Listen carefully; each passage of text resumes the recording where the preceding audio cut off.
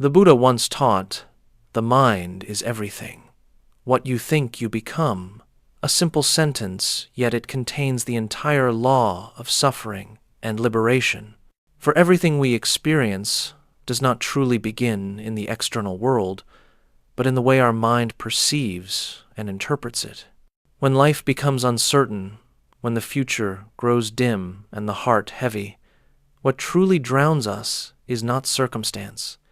It is the ceaseless stream of thoughts within assumptions, imagined fears, endless what-ifs. It is the mind, not the world, that becomes the real storm. In such moments, the mind turns into an invisible battlefield, where the greatest struggle takes place, not against others, but within oneself. Buddhism calls this the inner war, the conflict between awareness and delusion, between understanding and reaction, between letting go and clinging.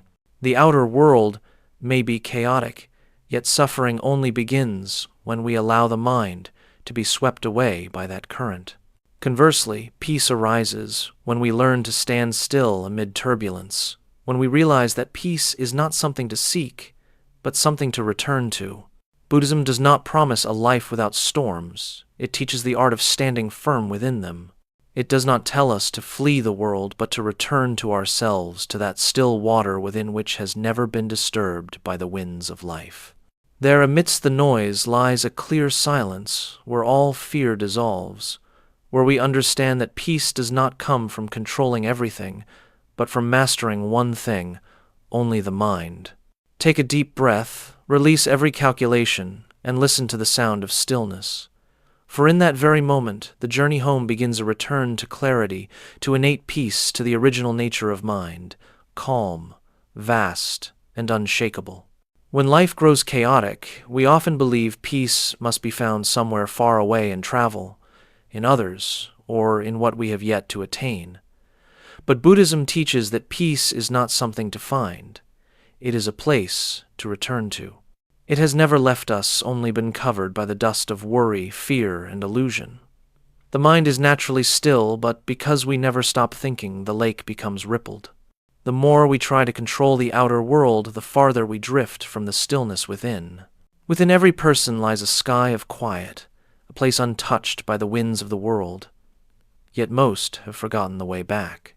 We chase sound and forget silence. We seek outer light and overlook the lamp already burning within. Buddhism does not ask us to withdraw from the world. It simply invites us to pause, to realize that even in noise, stillness exists. Even in motion, there is a center that never moves. The path home begins simply a slow breath, a brief pause in thought, a gentle awareness of, I am here. As the breath deepens, the mind naturally settles, and in that silence we hear the voice of truth that there is nothing to fight, nothing to hold. Buddhism calls this turning the light inward, shining awareness back upon itself. Each mindful breath is a step homeward. No great effort is required, no striving needed, only the remembrance that peace is not lost, only forgotten. And when you rediscover that breath, you are no longer caught in the storm. You have become the one who stands still within it, calm, clear, and complete in every breath.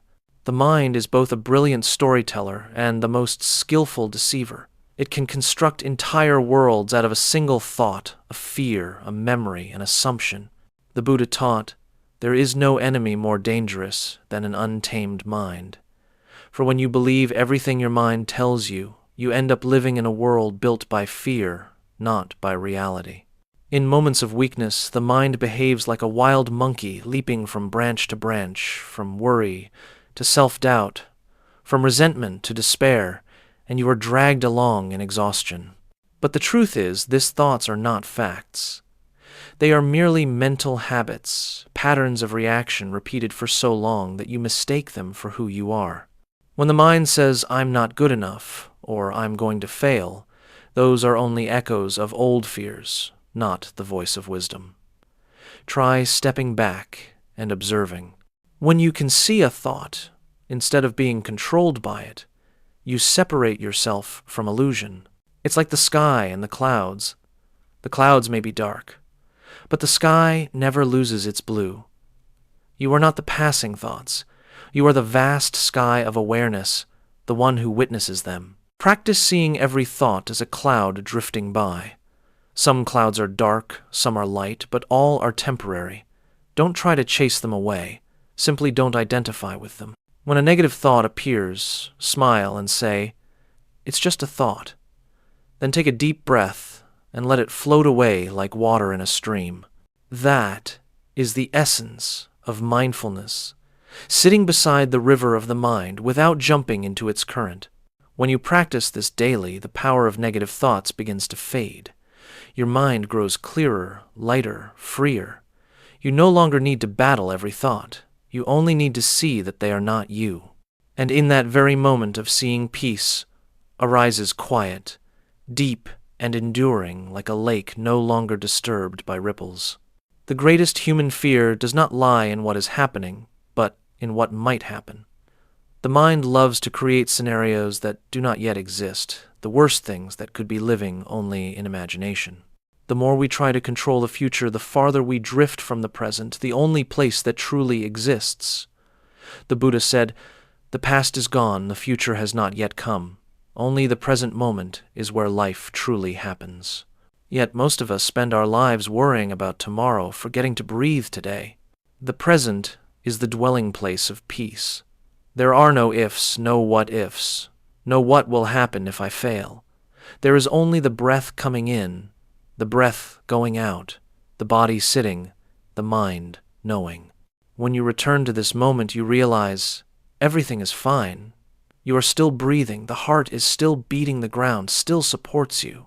Worry holds power only when you abandon the present to live inside imagined futures. Pause and ask yourself, right now, is anything truly threatening me? Or are these just stories the mind is spinning? Each time you ask that question, the mind returns to reality. Buddhism teaches many ways to do this. Listen to the song of a bird. Feel the steps of your feet. Observe your breath, or simply notice your emotions without judgment. This is the art of coming home to the present moment. When you live in the present, time seems to slow down. Anxiety melts away and the mind becomes clear. You no longer need to see 5 steps ahead. You only need to take one deep breath and one steady step forward. The present is always enough. In the instant you realize that every what-if falls away, you are no longer a wanderer of the future, but one who is truly alive, grounded, awake, and at peace in every breath. One of the deepest roots of anxiety is the desire to control. We want everything to unfold according to plan, want others to behave as we expect, want outcomes to match our design perfectly. Yet life rarely bends to our will. The rain still falls even when we pray for sun. People still leave even when we wish they would stay. And sometimes even our greatest effort cannot buy success. The Buddha taught, the tighter you cling, the more you suffer. Control is an illusion, and the harder we grip, the more we lose the freedom of the mind. Imagine a hand clutching a fistful of sand. The tighter it squeezes, the more sand slips away. Life is the same. The more we try to control it, the more exhausted we become. The more we demand that things go our way, the more distressed we feel when they do not. Peace does not come from controlling the world, but from mastering our reactions to it. You cannot stop the rain, but you can choose to stand still without complaint. You cannot force others to change, but you can choose to keep your heart free of hatred. Buddhism calls this equanimity, the balance between caring and letting go. It does not mean indifference. It means choosing to respond with wisdom instead of impulse. When someone speaks hurtful words, you can choose silence instead of retaliation. When your plans collapse, you can choose to see the new opportunity within the ruins. When life turns against your will, you can choose to breathe, reflect, and smile. It is in the very moment you stop reacting that freedom begins. Letting go of control is not abandonment. It is the redirection of energy from what cannot be held to what can be cultivated. You cannot force life to adapt to you, but you can train your mind to adapt to life. And when your mind grows steady, no longer swayed by results, you realize true power lies not in control, but in composure amid all change. No one escapes the dark seasons of life: loss, failure, betrayal, heartbreak. But Buddhism teaches that suffering does not come to punish us. It comes to awaken us. Like fire testing gold, adversity is the crucible that reveals our true nature. When life is easy, we live by instinct. When hardship arrives, we are forced to look inward and discover a strength we never knew we had. This is the process of turning poison into medicine, transforming pain into wisdom, suffering into understanding. Imagine a seed buried in the soil. To rise, it must endure pressure, darkness, and dampness. That very weight compels it to take root and sprout. So it is with us. Our darkest days forge our endurance, patience, and compassion. Every crack in the heart is a place where light can enter. And when we dare to look back, we see that what once broke us became the foundation upon which we now stand stronger. The Buddha said, "No mud, no lotus. The mud is adversity. The lotus is wisdom." If we only curse the mud, we remain stuck in suffering. But if we use the mud to nourish the lotus, pain becomes the path to awakening. Look back at the moments that hurt you most. What did each loss teach you? What quality did each failure refine? What truth did each heartbreak reveal about others and about yourself? When you can answer these questions, you stop seeing pain as an enemy and start seeing it as a teacher. To turn poison into medicine does not mean to deny pain, but to walk through it with mindfulness. When you stop running, pain becomes a torch that lights your path. And when you emerge on the other side, you find yourself not only stronger, but deeper, kinder, and more at peace. For it is within suffering that the seed of awakening first begins to bloom. The human mind has a deeply rooted habit, the urge to react instantly. A wrong word makes us angry. A cold glance wounds us. An unfavorable event pushes us to respond without thought. Yet Buddhism teaches that every reaction costs us a piece of our peace. For when we rush to respond, we cease to be masters of our minds and become slaves to our emotions. Life does not demand that we react to everything we choose to, and the troubling truth is that we choose far too often. Imagine the mind as a lake. When the water is clear, even if a stone falls in, the ripples soon fade. But if the water is already muddy, a single pebble can stir up waves. Likewise, when your mind is filled with tension, fatigue, and fear, even a small criticism or minor inconvenience can make you lose control. Thus, keeping the mind calm is how you protect your energy, not by avoiding life, but by discerning when to respond and when to simply smile and move on. Whenever someone says something that upsets you, pause for one breath. Recognize the anger rising within, but don't let it speak for you. Ask yourself, will this reaction bring peace or just drain me further? The moment you become aware, you have already won half the battle. For wisdom begins in the silence between stimulus and response. To know when to stay silent is not weakness. It is the strength of one who governs himself. Not everything is worthy of your inner disturbance. An insult need not be answered. A small annoyance is not worth ruining an entire day. Even the judgmental voices in your own mind, they are merely the echoes of habit, not the truth. Once you understand this, you stop reacting blindly and begin responding consciously. Each time you pause, you protect your heart. Each time you remain silent, you conserve your energy for something that truly matters. For sometimes strength lies not in counterattack, but in the ability to remain peaceful amid the noise. Buddhism teaches that no obstacle is truly an enemy, only a lesson yet to be understood. Every pain, when seen through the eyes of wisdom, becomes a doorway to awakening. When you change your perception, the circumstance itself changes color. What makes you suffer is not what happens, but the meaning you assign to it. Life may throw at you unexpected trials, loss, failure, betrayal, but you always hold the power to decide how to see them as dead ends or as turns toward a new path. Imagine walking through a dense forest and encountering a fallen tree blocking your way. You could stop, complain, and declare the journey over. Or you could step aside, look closer, and discover a smaller, brighter path hidden beneath the branches. Life works the same way. Every challenge conceals a passage if only we are willing to look deeply. That is the art of reframing, turning obstacles into signposts. When faced with difficulty, instead of asking, "Why is this happening to me?" ask, "What is this trying to teach me?" The second question opens the door to wisdom. Every wound carries the seed of understanding.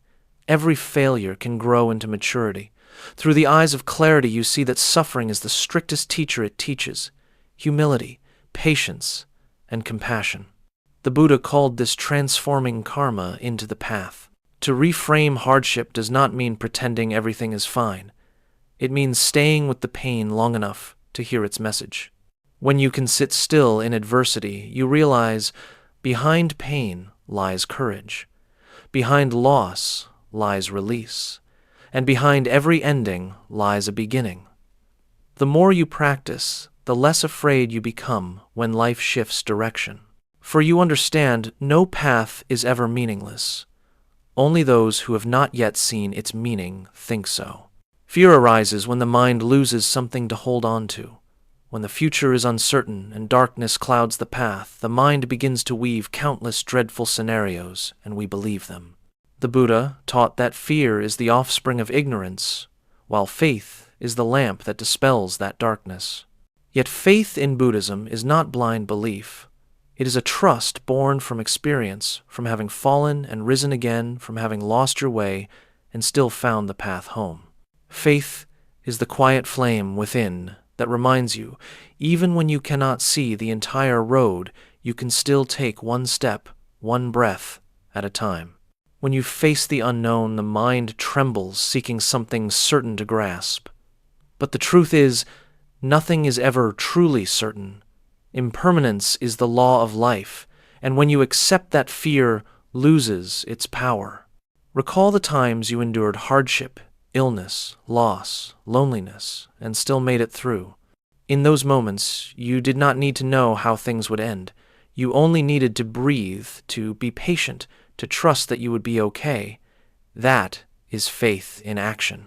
The Buddha taught that faith does not stand alone. It walks hand in hand with effort and mindfulness. You cannot simply wish for peace without training the mind. Faith is the confidence that each mindful breath brings you closer to clarity. When fear arises, do not try to chase it away. Listen, instead, and ask, "What is this fear trying to teach me?" Behind fear often lies a lesson in trust. Trust in impermanence, in your own capacity to heal, and in the benevolence of life itself. Each time you choose trust over fear, the light within you grows stronger. Faith helps you stand firm even when the path is unclear. It helps you open your heart even while it trembles. It helps you take another step even as darkness surrounds you. For in the end, faith does not erase fear. It transforms fear into a guide leading you back to peace. These 7 Buddhist lessons are not philosophies to read, but arts to live. For in every thought, every reaction, every breath, we are given a choice between fear and faith, between reaction and calm, between control and release. Suffering is not the enemy. It is the mirror that reflects the mind. When we change the way we see, the world changes. When we master the mind, life naturally becomes light. Where the mind is still, peace is there. Remember, thoughts are not facts. Do not let the mind drag you into stories that haven't happened. Return to the present, to the slow rhythm of your breath, to the grounded body, to the peace that is already waiting there. You do not need to know the future. You only need to master your response in this moment. Each time you let go of control, you reclaim freedom. Each act of forgiveness heals you. Each acceptance of impermanence opens you to life itself. This life will not promise ease, but the Buddha taught that within every hardship lies the seed of awakening. When you learn to look at pain through the lens of wisdom, suffering ceases to be a burden and becomes a path. And when you nurture faith, faith in yourself, in cause and condition, in the law of impermanence, fear dissolves like morning mist beneath the Sunday. Carry these lessons into your days. Do not merely listen, practice, breathe deeper, speak less, react slower, love more. Every small act of mindfulness is a step on the path to liberation. In the end, you will see that peace is not something to be found, but something that has always lived within you, waiting to be remembered. Take a deep breath. Feel gratitude that you are still here, still given the chance to renew your mind. Step into life with a light heart, a clear mind, and a quiet faith that no matter how fierce the storm, you will always be calm enough to smile in the rain.